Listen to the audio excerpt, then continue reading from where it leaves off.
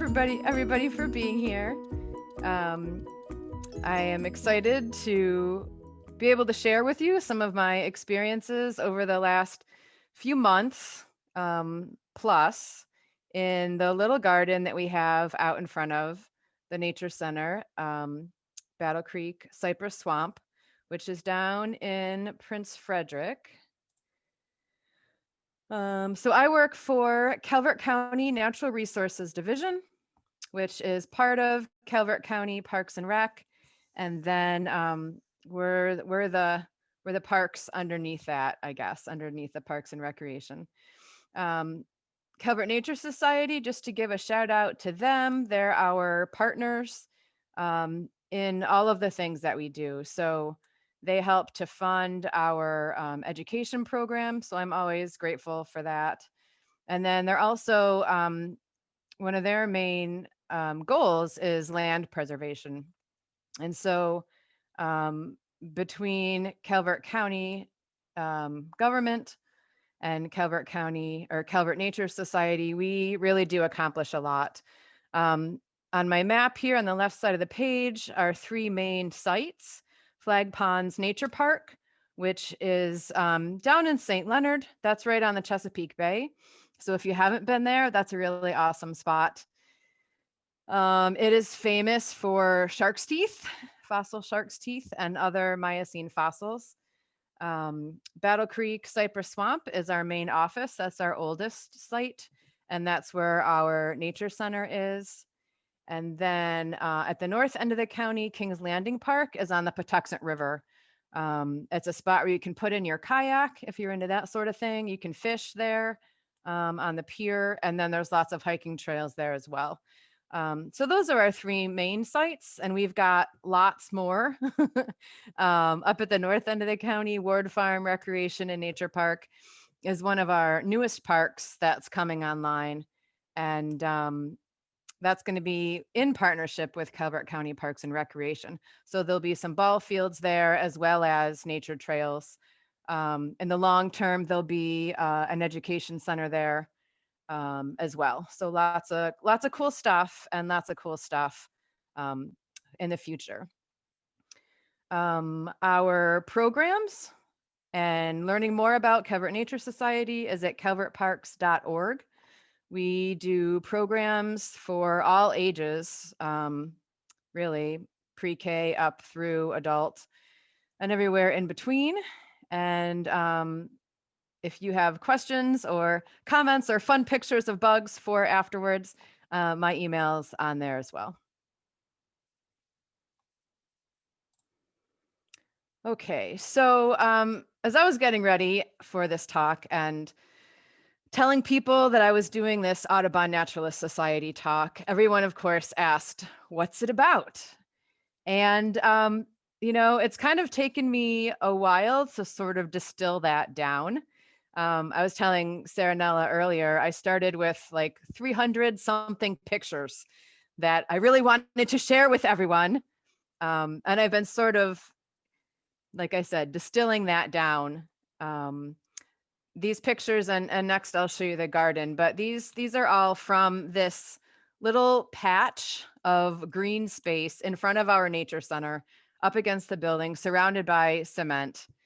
And as crazy as things have been since March, this little patch of plants and dirt and bugs mostly has really helped me to keep sane. And being able to share this patch of garden and its inhabitants with other people has also been something that's helped me to keep sane. And so I've been looking up things like biophilia and ecotherapy. And so part of my thoughts with this, I guess, is just to encourage everyone to take advantage of whatever natural space you have nearby, because we need it. We need it more than ever. And it doesn't have to be the Grand Canyon. It doesn't have to be a national park. It can just be some small little space right outside of where you spend your time. So here is the garden. This is our nature center. And most of these pictures come from this patch of wild looking plants that are like, you can see them climbing out onto the sidewalk. This is about maybe 12 feet long, and maybe 5 feet deep. So it's really not a very big space. And it, like I said, is surrounded by cement. And then the other side is the building. I'm almost, I would say, embarrassed to show you these pictures because, I mean, like, this is the front of the nature center. And I wish, some part of me wishes that it was neat and orderly, but it's not.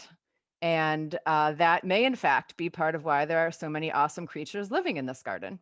So the main part of our garden, like I said, is on the left. And then the bottom picture on the right, let me see, I'll get my little pointer here. Can I do this? Yeah. So this little red dot that I'm moving around now with my cursor, this is the other side. So there's a few pictures that are taken from that area of the garden. But the top right with all those black-eyed Susans and then this shady picture on the left is where the majority of these pictures that I'm going to show you tonight come from. So it's not a very big place. It's not a super beautiful garden in in the way that many people like gardens to be. So I wanted to share with you some of our plants because, of course, the plants um, provide the structure that then the animals that we're going to be looking at in a few minutes, that the structure is why the critters come there. So I just wanted to at least share with you a few of the plants that I think are the biggest reasons why critters are there. So we have different cone flowers. We have this big patch of black-eyed Susans. They're kind of short and they have these big, wide flower surface, which is good for a lot of our critters. They like places like that to land on. And the top left here, this cutleaf coneflower is a really awesome one too. I think in part because it's so tall that lots of things are hiding inside there. So coneflowers play a big part in why critters are coming to our garden, I think. We've got bee balm. I know probably lots of you guys recognize all of these plants. These are all typical pollinator garden plants, the bee balm. We've got the lighter colored, the native species, and then the showier hot pink version. We've got this guy, obedient plant, which is really one of my favorites. This is also pretty tall and tends to spread out and form this really thick patch. So I think that's part of why it's important also. It has a different shaped flower, this picture down on the bottom right.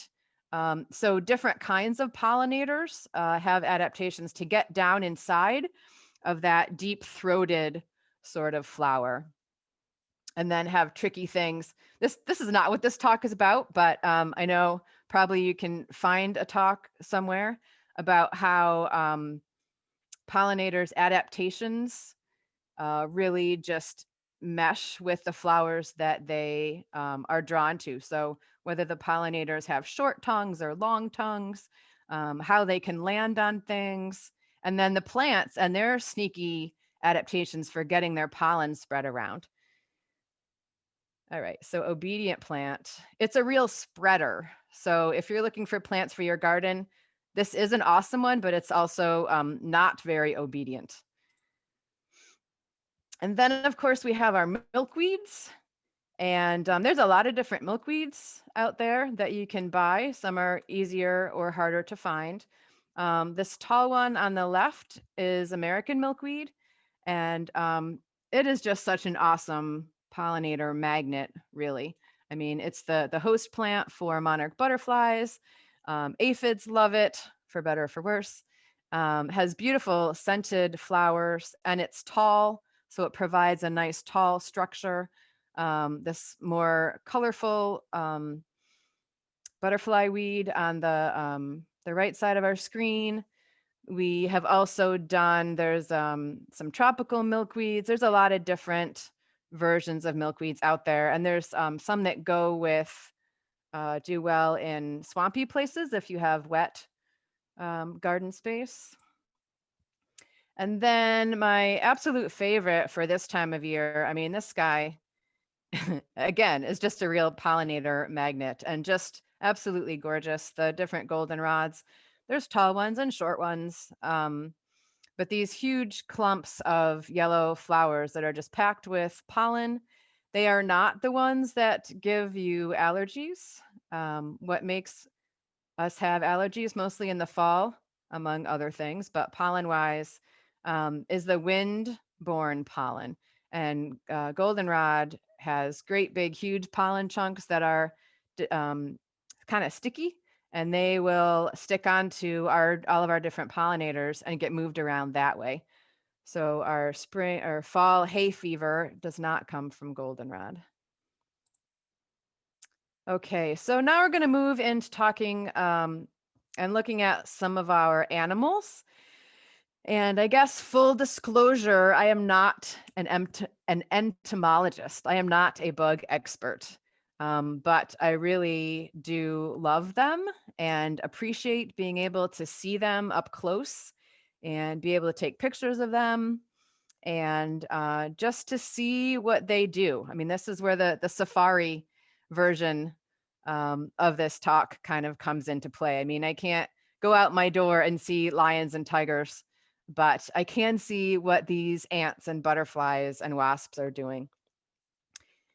All right, so on we go with the easy to love. We'll start with one of the most easy to love, probably. I mean, who doesn't love butterflies for one, but especially who doesn't love the monarchs? I'm glad to have had some monarchs in our garden this year. I think last year and the year before, we hardly had any at all. So I was glad to see some. And one of the mixed, I don't know, the good with the bad things of dealing with COVID this spring is that I was spending some time up at the front desk of the nature center and being able to see out the window.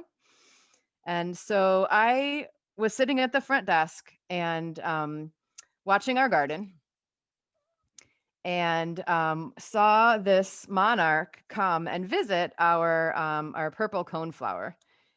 And so, of course, I grabbed my phone, which is my camera, and I ran outside.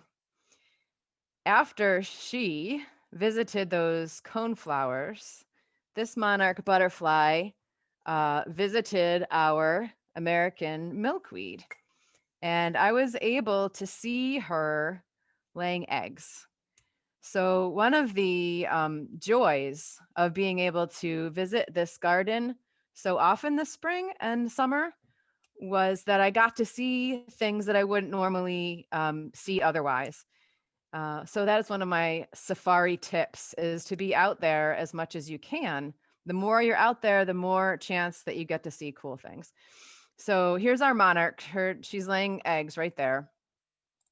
And then I left after a few minutes and let her do her thing. And then I came out after a little bit after she'd gone, and I was able to track down some of her eggs, which I was really excited about. They're just teeny tiny little things, and unless you know what you're looking for, they can be really hard to find. So that was pretty exciting. After the eggs were there for a little while, we ended up with some caterpillars. And this is one of the things about having insects in your garden, butterflies and a lot of our other pollinators, they are very specific about their host plants. So they need nectar plants, they need the flowers for the adults, but they're often looking for specific kinds of plants to lay their eggs on so that the young can eat. And monarch butterflies really love milkweed. They really don't like to eat anything else, and they'll eat all of it. So your beautiful milkweed plants are just milkweed or are just monarch salad. So they ate the heck out of those milkweed plants. We ended up with a few monarch chrysalis around, which hopefully you've been able to see one. They're just super gorgeous. Um, and this summer and early fall, I was able to see some of the monarchs getting ready to go into this chrysalis stage. So again, the more you're out there, the more likely you are to see these things that we can read about otherwise. So the monarch caterpillar, when it's just about ready to go into its chrysalis, it attaches itself a little silk pad by its last set of legs, and it hangs upside down in a J, and then it sheds that last skin, and underneath is this chrysalis. So milkweed in your garden. Hopefully you'll get some monarchs. Pretty awesome to be able to see, and to be able to see that life cycle happening before your eyes, and each stage is just gorgeous. Somebody else who often visits our garden, um, and I put them in here because they're another good garden critter. We didn't see any this year at our nature center garden, and I'm not sure why. Black swallowtails really like parsley and dill and fennel. So these pictures are not from this year, because although I was really looking hard for them, I did not see any of these caterpillars this year. Black swallowtail chrysalis looks like that. This is up on the side of the nature center. So, when you're out looking for cool critters, look on your house too. Look on the foundation. Look near the ground. Look up high, because these guys really want to hide. This chrysalis is sort of a tasty little snack for birds or anybody else that can find it. So they do want to hide them, and they hide them in all kinds of places, including on buildings. And so that's what the adult female black swallowtail butterfly looks like. Okay, so one morning I came in and found this gorgeous tiger moth um, on the side of the building. And I loved that he had, I mean, let me back up. So I guess part of what I love is seeing the critters, but then also being able to photograph them, or looking at them with at least a little bit of magnification. You can really just see the scales that are on his wings. Those are the things that, if you were ever out catching butterflies when you were a kid, or recently, and, that stuff comes off on your fingers. Maybe someone told you not to catch butterflies because that can make it hard for them to fly. When those scales come off, they don't regrow. And then this moth was just so super furry. And I know it's a he because he has these big antennas. So moth females put off pheromones, so smells, perfumes out into the air. And then that's how the males will find them when the time comes to mate. So female moths have more like a thread-like antenna, and the males are the ones that have those really cool, big, feathery, sometimes huge feathery antenna. This was a fun one. And most of these emerald moths, there were a bunch, again, up on the nature center. If there's a spot where you leave a light on for the night, if you go out after a while, after it's been dark, or come out the next morning, a lot of times these guys are attracted to the light, and they'll just be on the side of your house, or under a street lamp if you have lights on your street. And this is not a super great picture of this guy, but emerald moths, and it's just a whole family of them. And I wasn't sure which kind this was, but they have these beautiful pale green top side of their leaves, of their wings, excuse me, and just a really beautiful almost the color of a Luna moth. So not really a deep emerald green, but pretty awesome. And then with all these critters that I've been finding and sharing pictures of course, I get pictures like this shared back with me. So this is a true tiger moth here. I'm not sure if that's a male, I guess, with the feathery antenna.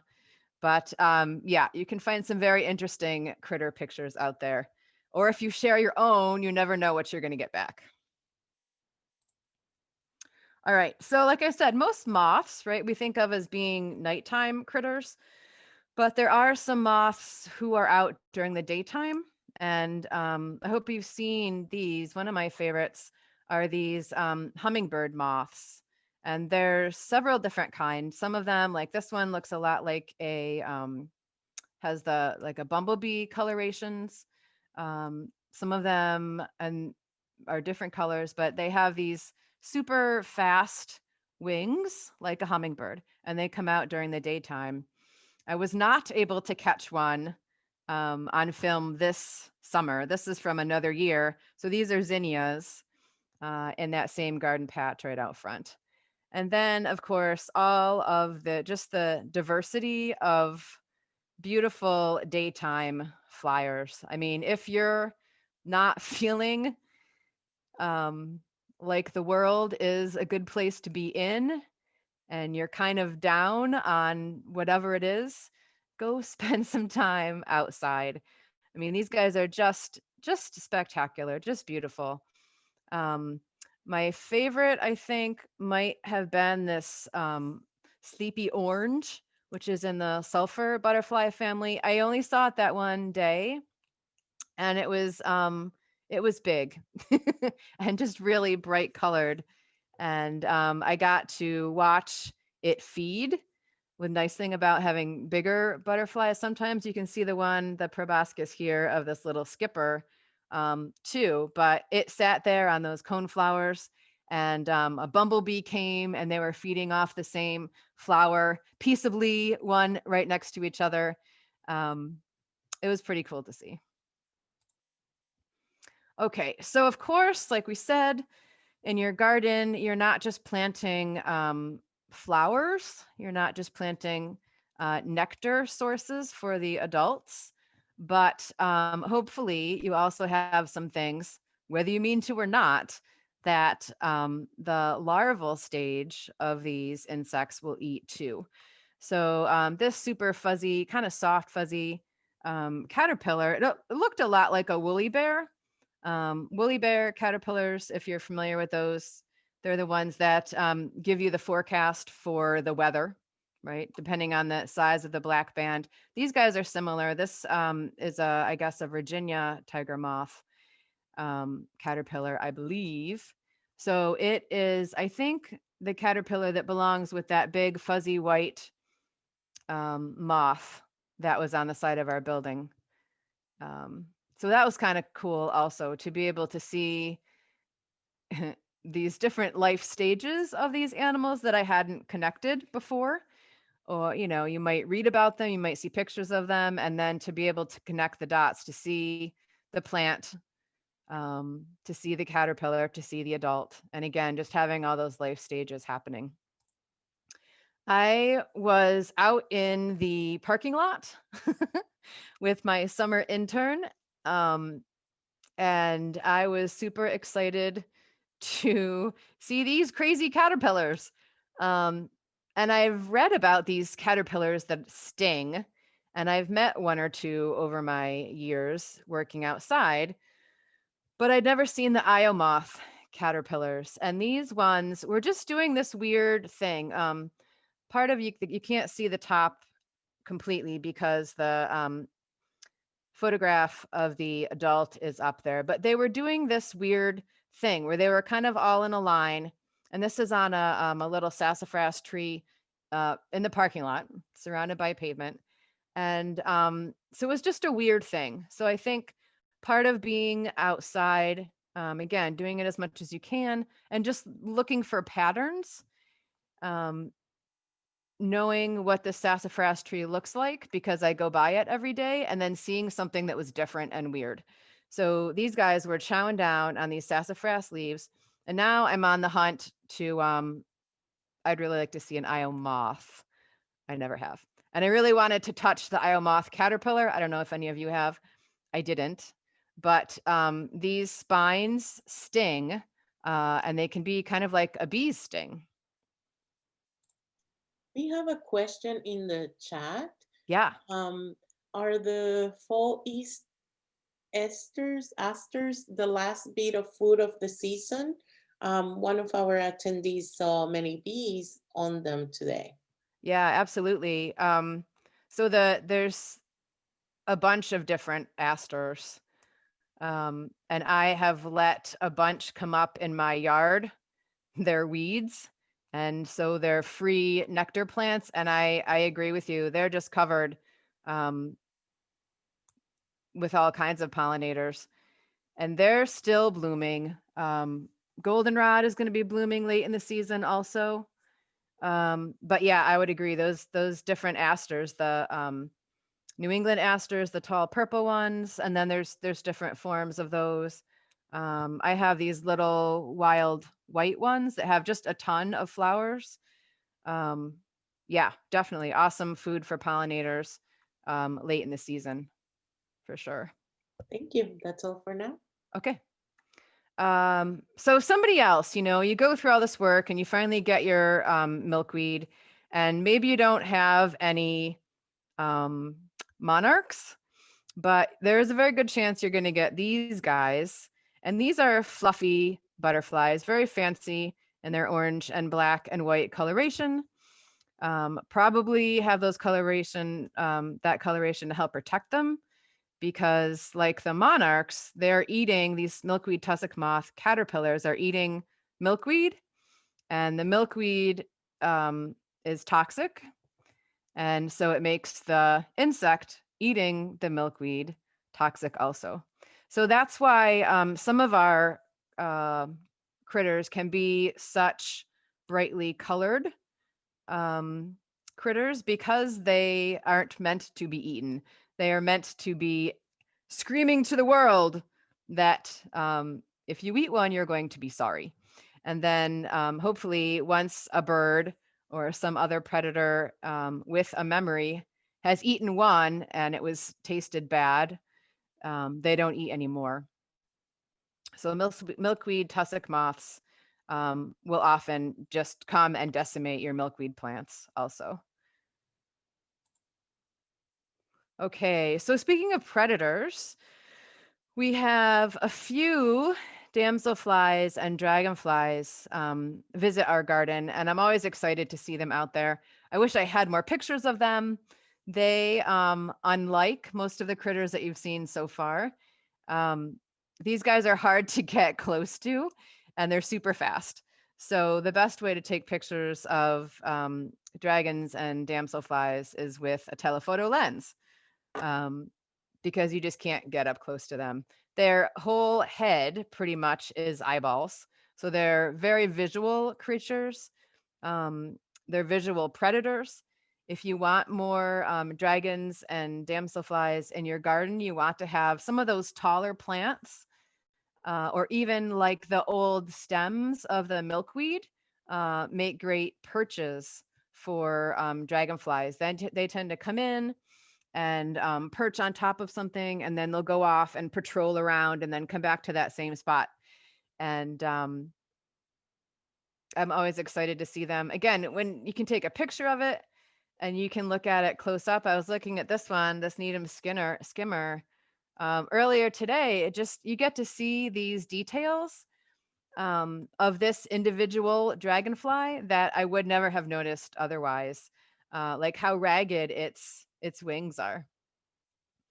So being able to stop and take the time and look at things up close, you are able to notice some of those individual details that make this dragonfly different from all the other Needham skimmers out there. Just a quick look at some damsels. So damsels tend to sit with their wings up behind them versus out to the sides. They're not as strong and zippy flyers as the dragonflies are. And these are two of my favorite. These are two ebony jewel wings. The male is down here on the bottom. He's a little bit more colorful, a little bit more flashy. When you see them in the sun, they are just absolutely gorgeous, like a metallic bluey greeny color. And the female up here with the white spot on her wings. And we saw a lot of these coming to the garden once I got control of it, and it was messier. Maybe because of the perches, I'm not sure. But in the spring, the last couple years, since we've been letting that garden patch be a little bit wilder, I have definitely seen a lot of these ebony jewel wings, um, especially earlier in the season, late spring and early summer. We have another question Okay. regarding to your previous two slides. Yeah. Um, is the tussock moth caterpillar eating a seed pod? Um, I don't think they're eating that seed pod. I think that they will, though.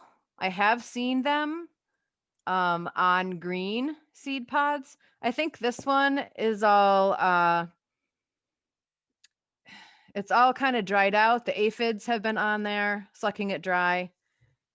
So I don't think the tussock moth caterpillars are eating that milkweed pod, although I think that they might eat, if it was all that was left, some of the green milkweed pods. I think leaves are going to be the first choice. But then if that's all that's left, I have seen other things on the milkweed pods too.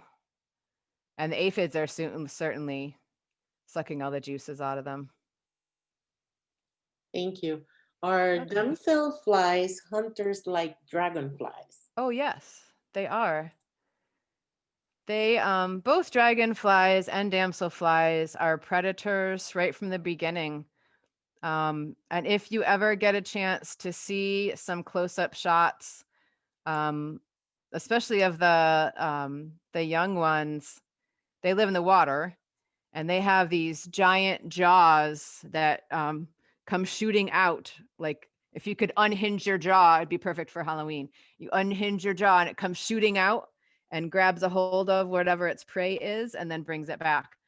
So the nymphs, the naiads who live in the water are kind of sit and wait predators. And then the adults are predators also. Yeah. Thank you. That's all for now. Okay. Okay, so I was inspired after watching an Audubon Naturalist Society program about doing the hopper. What is it called, Saranella? The cricket crawl. Yes, the cricket crawl. So I went down the rabbit hole of hoppers this late summer and into the fall, and I have become obsessed with hoppers. So there's a zillion different hoppers out there. This one is probably someone along the lines more of a grasshopper. Grasshoppers tend to not make noise, other than some that make noise when they fly.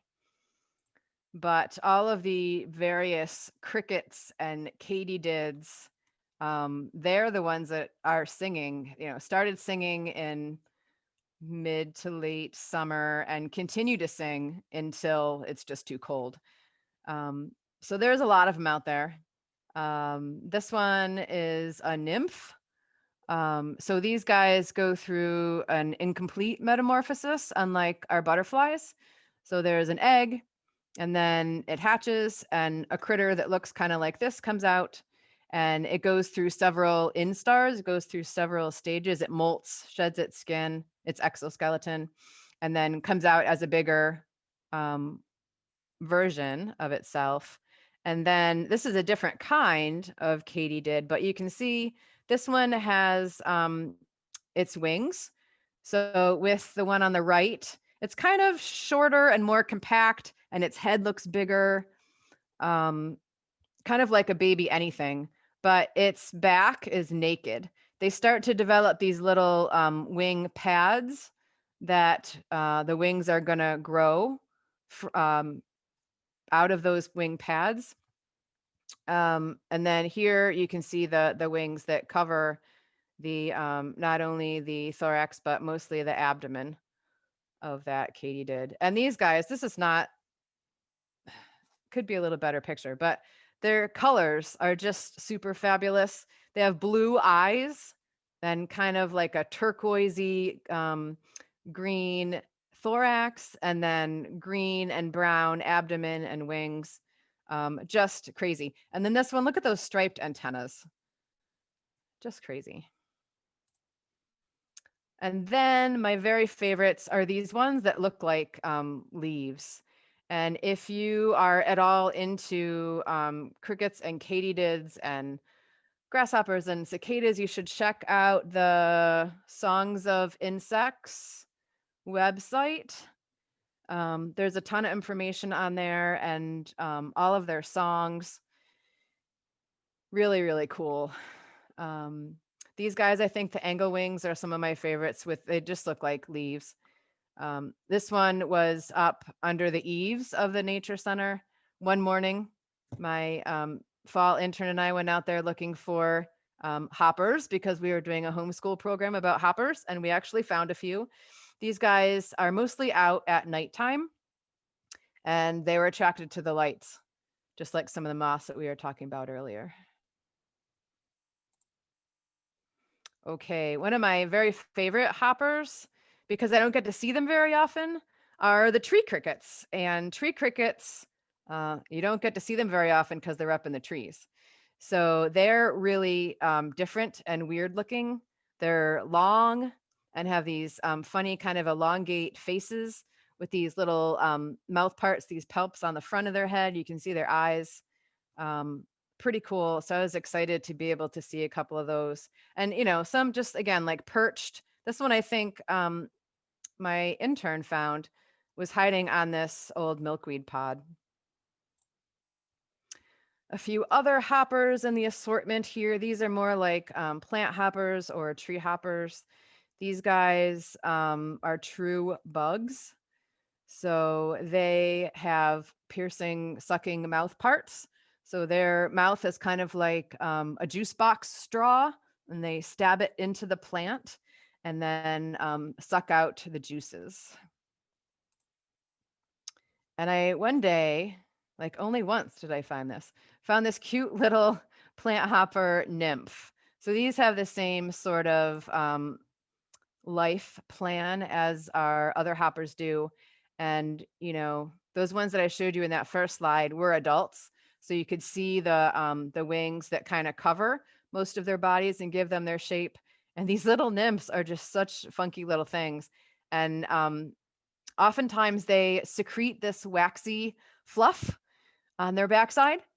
Sometimes it's really big and kind of weird. Sometimes it covers them up. And I guess I've read some stuff about them. It helps to protect them, maybe from getting eaten, maybe from drying out. Somebody was saying that maybe it helps when it's like a big, almost like a parachute, like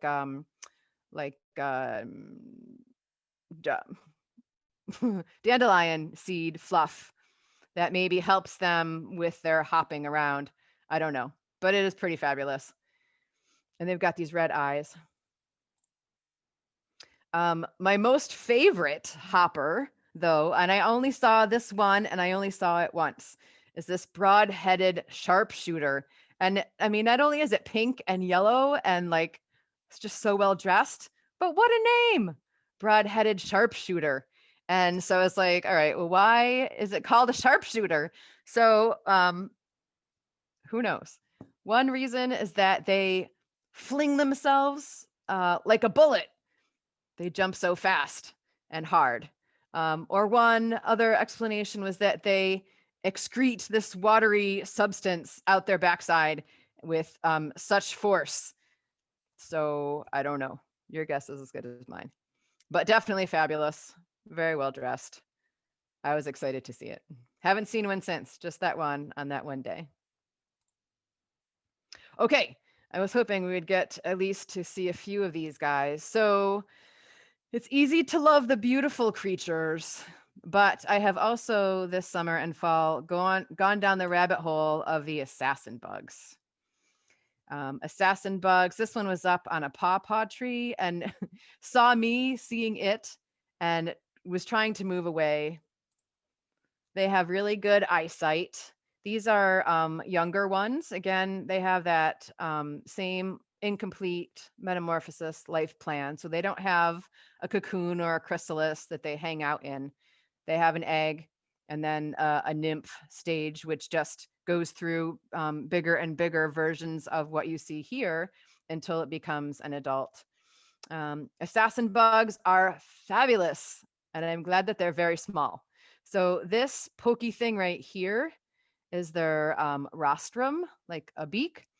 And like other true bugs, that's the piercing, sucking mouth part.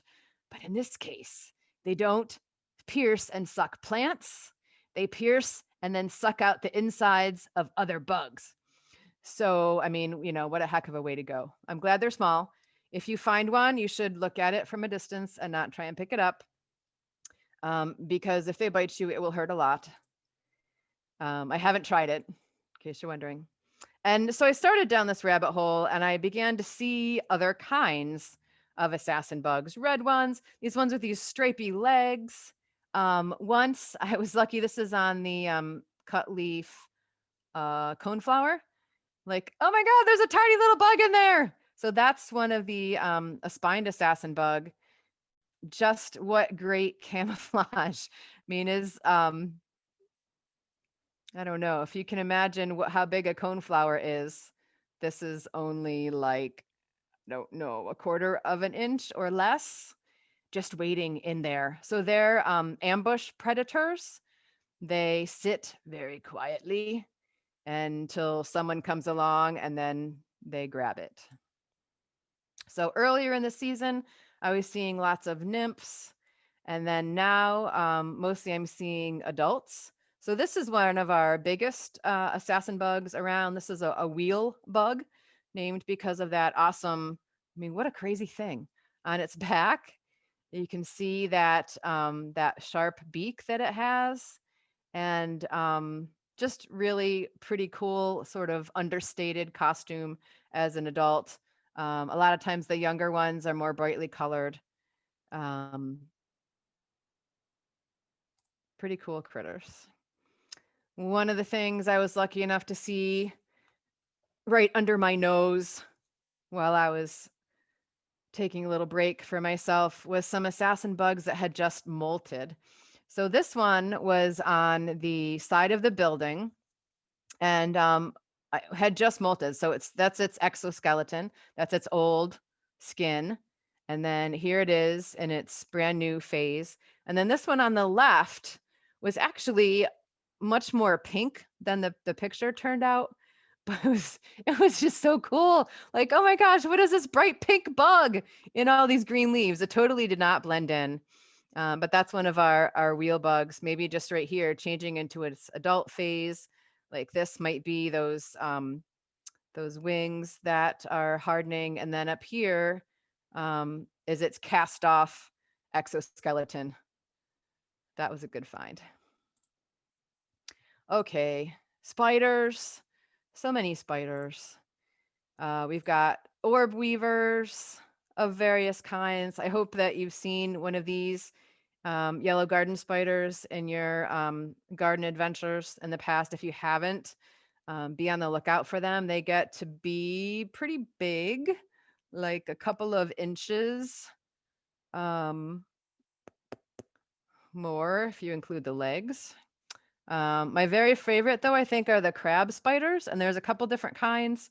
They, like our assassin bugs, are sit and wait predators, and they love having those big open flowers of the cone flowers because they blend in with the flower petals, and then just like with the assassin bug, someone comes along, not paying attention, and all of a sudden the crab spider grabs them. These ones, the arrow-shaped um, spiders, the orb weavers, they like to set their webs out across things. So if you're out doing hiking or trail running or something in late summer and fall, you will end up wearing a lot of these on your head because they're stretched across the trail. This one, I was lucky to find it. It was only there in our garden for a couple of days and then moved on. Okay, so bees.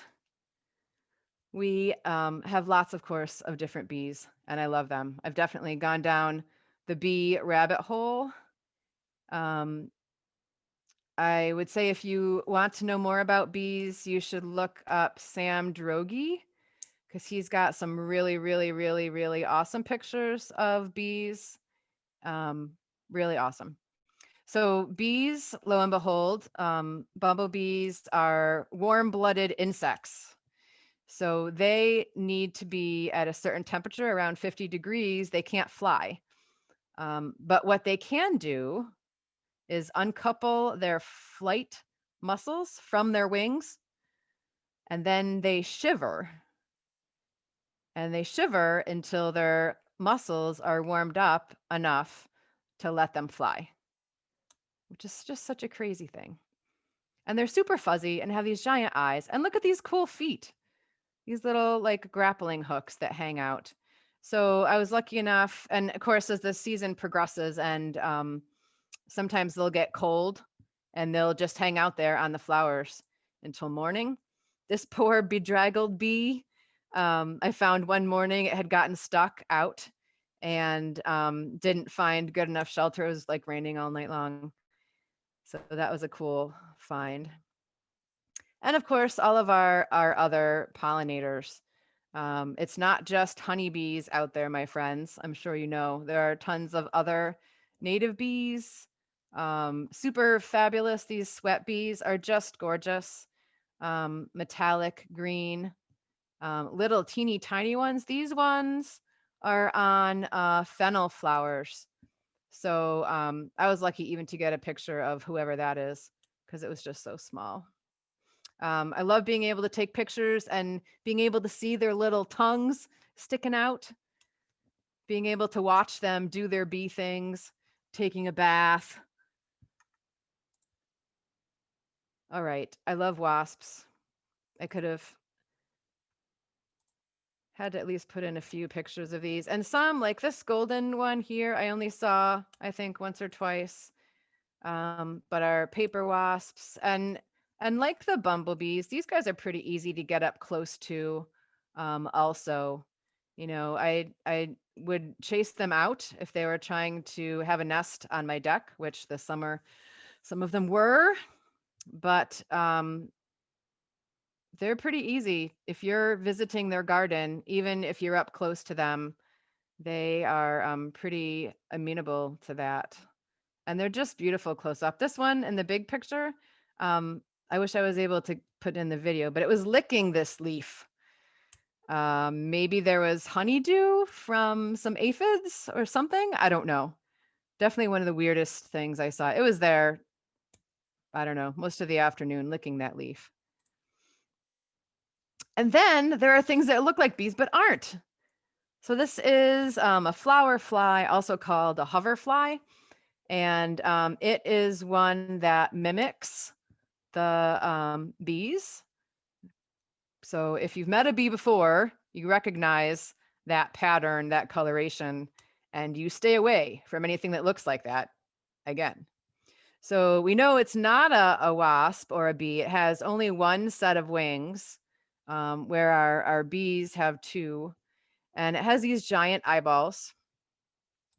I never, I still don't want them in my house, but in the garden, definitely appreciated some of the fabulous dressed flies that we have out there, with those big, you know, maroon colored eyes and this pattern on its back.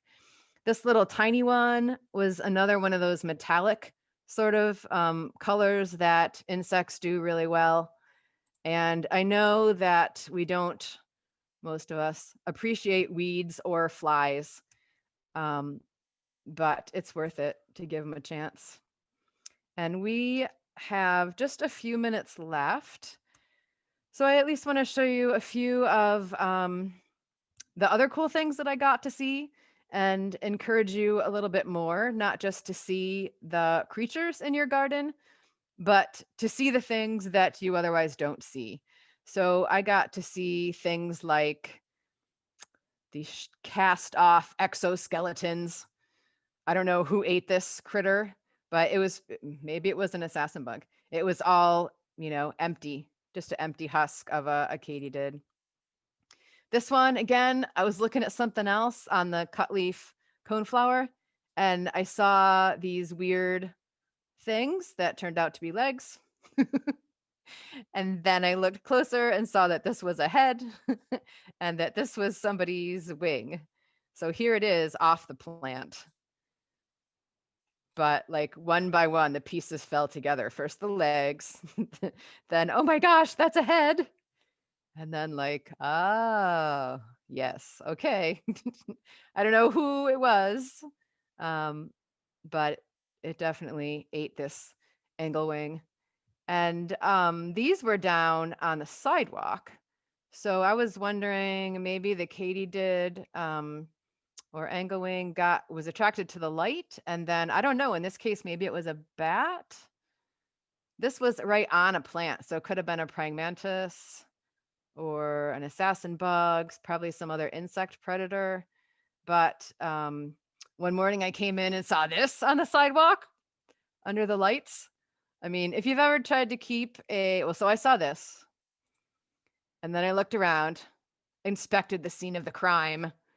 I found these, which of course belong to an ex-cicada. And if you've ever tried to keep a dead cicada, or maybe that's just me, but there must be some others of you out there, you know that if it's a fresh dead cicada, there's a lot of meat in there still, and they stink pretty quickly. So let the ants take what they will. I don't know, I'm dying to know who got this cicada and just like ate the top part of it off. There's all this still juicy insides left. The wings, nobody ever eats the wings. Okay, assassin bug versus dun dun dun. Are you ready? Are you ready? Assassin bug versus bumblebee. That was a fun find, at least for me. Not so much for the assassin, or not so much for the bumblebee. And then also versus wasp. Dun dun dun. I'm very glad that these guys are small. This would be a heck of a way to go. They grab you, they inject you with that, or they pierce you with that mouth part. They inject this poison, which liquefies your insides like a bumblebee milkshake. And then they slurp you until all your insides are gone and you're just a dry husk. Pretty crazy. Glad I'm not small. Okay. I just have to tell you this story. So, wow, a tree cricket. This was on that sassafras tree in the parking lot. I was really excited. Called over my intern to see this tree cricket. And then I was like, oh, look, there's a jumping spider. Okay, note the pattern of eyes here on the jumping spider. Right.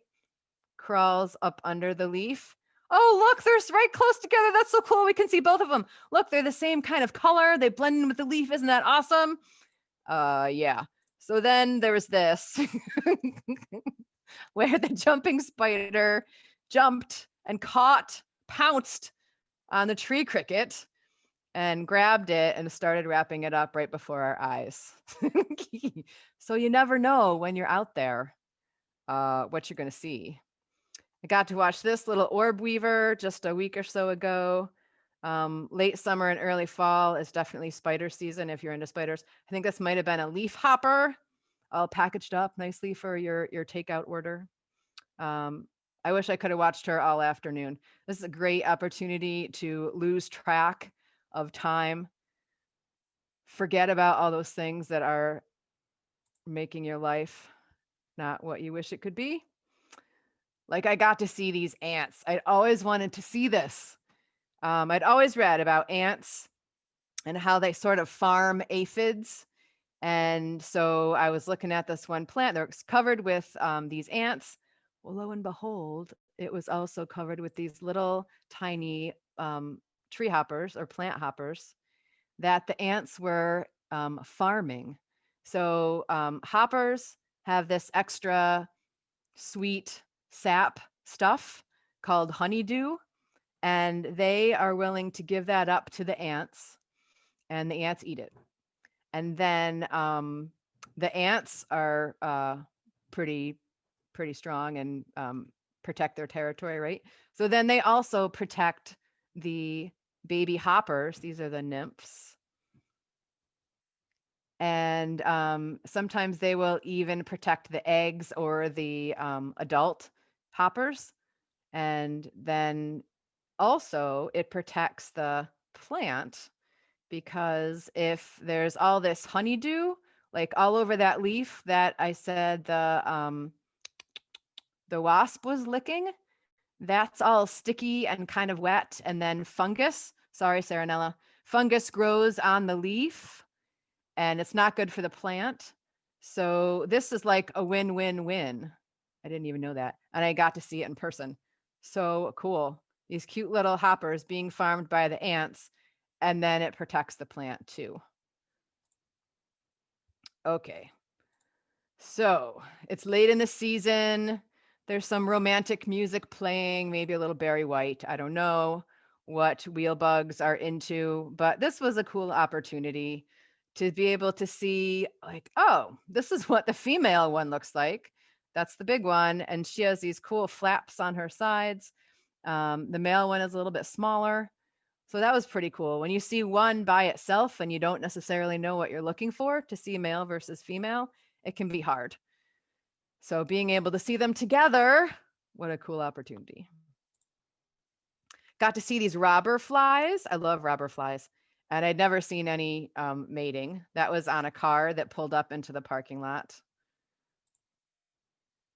Got to see these cool wasps. What a romantic little date they have here on these goldenrods in the sun. We left them alone after this. Gave them a little bit of privacy after I took their picture. Found these again out on that sassafras tree in the parking lot after seeing all that other fun stuff, the Io moth. I think this was on this day. These are individual little chambers for a potter wasp. So this is one of the mud dauber wasp. They collect mud, and then she builds up these little pots. She seals up someone in there. Like, I think these guys feed their babies caterpillars. Each species of wasp has a particular prey that it will catch and paralyze by stinging it, and then walls it up inside there with an egg. So then the egg hatches, and the little larval wasp, it's terrible for the caterpillar, but pretty cool invention for the wasp baby, and eats all that yummy caterpillar and then makes its way out. Okay, here's our last section. This is one of the things later in the season, again, right underneath my nose. When you go out and spend some time in your garden, give yourself a few minutes, I don't know, for your eyes to adjust. There have been times I have been like, I am just not going to see anything. And then right in front of my nose is something really cool. One of my favorite things to see is this camouflaged looper. So if you remember our slide with the moths, that the emerald moth, this is their caterpillar. So again, it's been really, I've seen these before. I hadn't ever noticed the emerald moths until this year. But it's really cool to be able to put those different parts of the life cycle together. So there's the caterpillar. It's an inchworm. And this caterpillar bites off little bits of the flower that it's on and sticks them onto its back. And they supposedly do this every day. So when the little flower petal bits get kind of wilty, it takes them off and starts over each day. One of the things to look at for these is you'll see this frass, the caterpillar poop on the leaf, or excuse me, the petal. And here's just a quick video of one. They kind of do like, it's like wiggling back and forth. That's a purposeful thing to help them be camouflaged. I guess because the flower with the wind would be kind of shaking back and forth. So they'll do that just to help themselves blend in. Definitely the best dressed. And then perhaps the most understated, and this is our last critter. I got to see a walking stick. This just, we saw it 2 times, like one day after the next. So this right here is the bug. This is the walking stick. And called that because it looks like a twig. I mean, you really have to be paying attention to see these. It was my intern that spotted it. And yeah, somehow we saw it 2 days in a row, and then that was it. So really just a pretty amazing thing to be able to see. Okay. So I would advise you anytime to go out on a safari of your own. But especially if you are stressed out or depressed or anxious.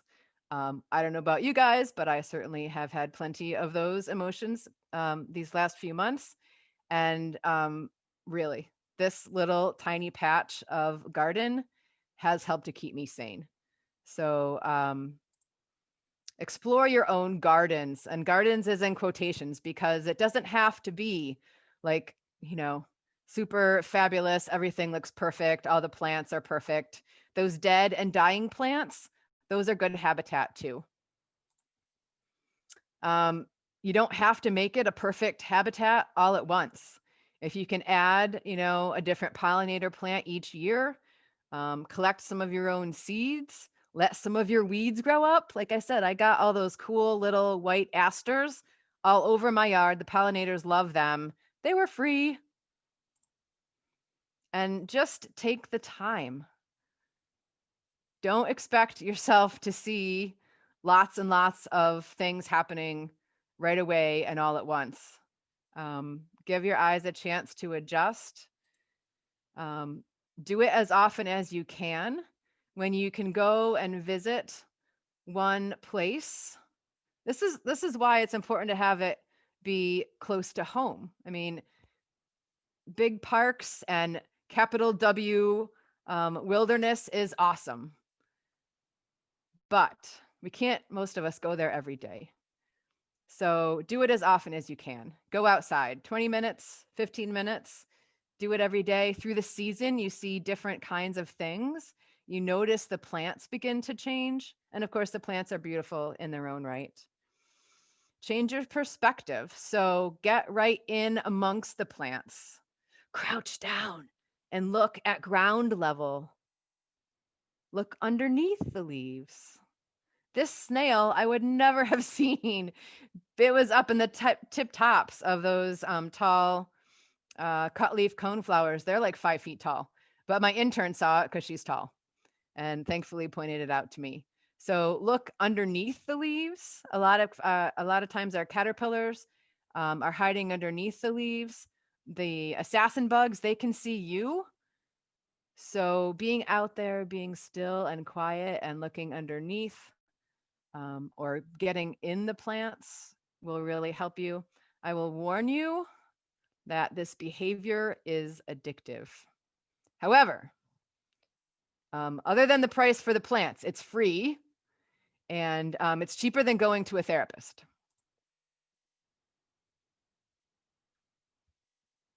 So happy safariing, everyone.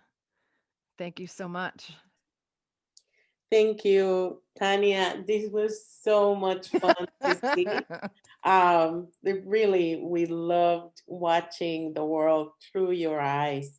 And speaking of watching the world through your eyes, one of our participants would like to know What camera and lens are you using? Well, I am just using my phone, which thankfully this version has a pretty good macro um, camera. So this is a Samsung Galaxy 9 Plus, I think. Um, you can, if your phone doesn't have a good macro lens with it, there are cool little ones that can clip on over it, over the lens of your camera, and those work pretty darn well too. Yeah, Awesome. I do use both a clip-on for my iPad and a macro lens just because I want to extend beyond the capabilities of my phone. So I will put the links to both of those in the follow-up email along with the recording. perfect. Now, if you have any further questions, this is your time to either ask them in the chat or unmute yourself and ask them directly.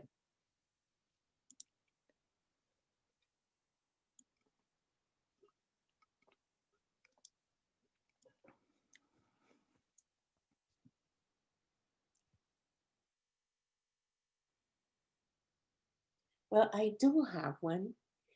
So lately, I have been getting into the fluorescent side of nature. And other than some larvae for beetles that I've been able to find with a UV light and scorpions, of course, I don't know of anything else that exhibits that, any other animal that I could look for that exhibits that. Do you have any experience with that? No, but that would be so awesome. No, okay. I So, do have a UV light. Um, so yeah, there you go. Changing your perspective, going out at nighttime and looking with a different kind of light. I'm on it. yeah. How about plants? Yeah, I think that would be good too. I played a little bit in the woods with my UV light, but not in the garden. Mm, So now I have homework. Thank you, Saranella. I think we need to co-lead a program of sorts that Yeah. looks at fluorescent nature out there. Mm, Yeah, that is super cool. That is absolutely magical. all And right. the bioluminescent, right? I mean, some of your fungi. Yeah, this one Yeah, right here. It's one that's of cool. the bioluminescent species. I did get to see some fireflies this summer talking to each other. So that Oh, was kind of cool, right? Because the males fly around and they do their pattern, and the females are usually sitting. So I got to see like a male come down and meet with the female. It was too dark for oh, photos though. that is awesome. That, speaking of which, I don't know if you have a that platform, but there is a documentary by David Attenborough on the Curiosity Stream platform called Life That Glows. Ooh. And it's all about bioluminescence. It has the the fireflies talking to each other, the fungi, some of the glowworms.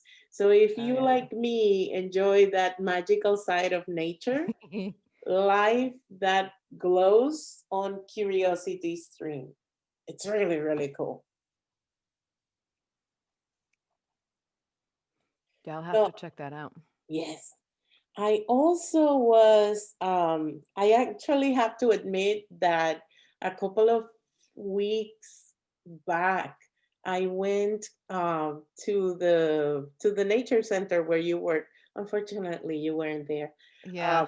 and I got to eat the only pawpaw I have eaten in the entire season. Oh, Did was you it get good? to enjoy those? Oh my God, it was unbelievable. It was really good. I need to go out and find some persimmons. Persimmons are my favorite, Oh, but I haven't seen any. I need to go out and look for some. Well, I'm yeah. glad you found a delicious pawpaw. Yeah, it was, and actually, I didn't find it myself. It was Carrie. Carrie was hanging out with me, and we were park hopping and Yes. tree shaking, and so we could get some of the pawpaws.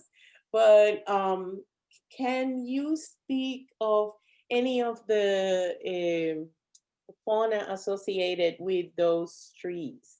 With the And what pawpaws? have you been able to see close to them? Um, there's one that's right on the edge of our garden, Mhm. actually. So, I mean, they're the host plant for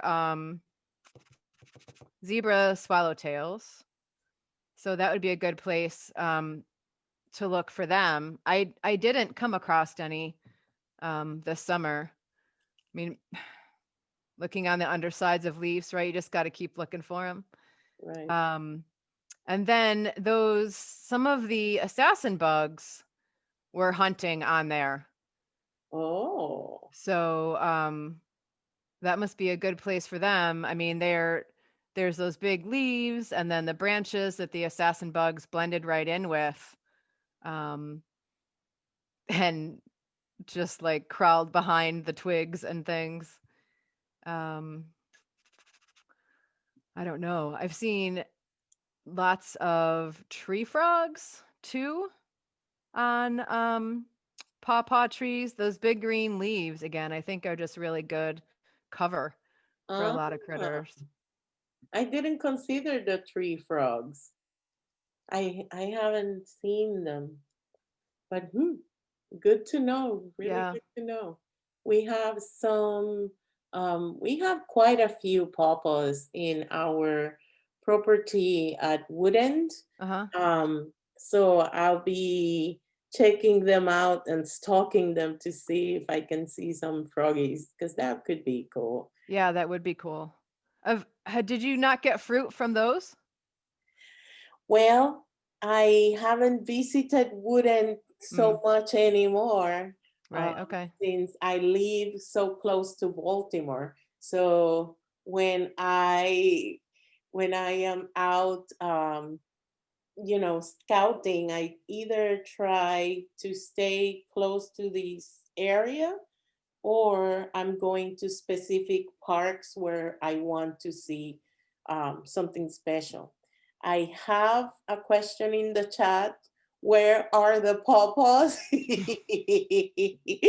So we have pawpaws in the Blair Garden, but also there's some along the trail, um, next to the stream. So all through that, there you're gonna see some pawpaws there. So I now have competition, but you're closer than me, so go ahead. Don't give away your secret patch. So I would guess it's I mean it's pretty late in the season for pawpaws too. Yeah, yeah. But these are the regulars, so they're gonna be Right. they're Next year gonna you be hunting next stalk year. them. So Yeah. if you wanna check them out, they're usually early to mid September is the fruiting time for those. Awesome. So thank you, everyone. This was such a great night. Tania, always such a treat You're to welcome. talk to you and see you. Thank you so much. And I hope you all have a good night. Thanks everybody. Thank you, Thank you. Saranella.